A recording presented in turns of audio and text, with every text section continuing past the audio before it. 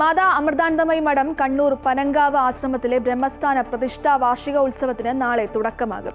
2 ദിവസത്തെ വാർഷിക ഉത്സവത്തിൽ വിവിധ പൂജകൾക്ക് പുറമെ പഠനോപകരണ വിതരണവും കലാപരിപാടികളും ഉണ്ടാകും. ജഗദ്ഗുരു മാതാ അമൃതാനന്ദമയി ദേവിയുടെ തൃക്കരങ്ങളാൽ പ്രതിഷ്ഠ നിർവഹിക്കപ്പെട്ട കണ്ണൂർ പനങ്കാവ് ബ്രഹ്മസ്ഥാന ക്ഷേത്രത്തിന്റെ 14ാം പ്രതിഷ്ഠാ വാർഷികമാണ് നാളെയും മറ്റന്നാളുമായി വിപുലമായ പരിപാടികളോടെ ആഘോഷിക്കുന്നത്.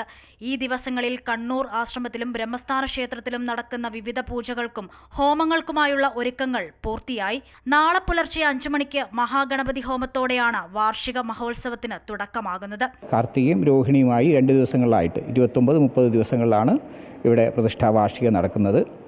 ആയിരക്കണക്കിന് ആൾക്കാർ എത്തിച്ചേരുമെന്ന് പ്രതീക്ഷിക്കുന്നു. അതിനുള്ള ഒരുക്കങ്ങളൊക്കെ തന്നെയും നടക്കുന്നു. പ്രതിഷ്ഠയോടനുബന്ധിച്ചുള്ള സവിശേഷമായ നവകം, പഞ്ചഗവ്യം എന്ന് പറയുന്ന കലശപൂജയും കലശാഭിഷേകവും ഉണ്ടാകും. ബ്രഹ്മചാരിമാരായ സുമേധാമൃത ചൈതന്യ, വേദവേദാമൃത ചൈതന്യ എന്നിവരുടെ നേതൃത്വത്തിൽ പ്രത്യേക പൂജകളുണ്ടാകും.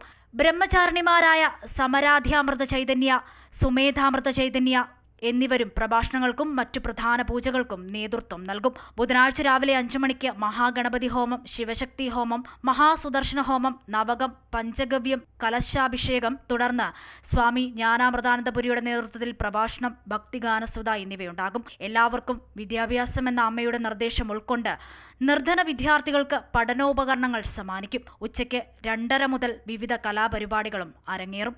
അമൃത ന്യൂസ്, കണ്ണൂർ.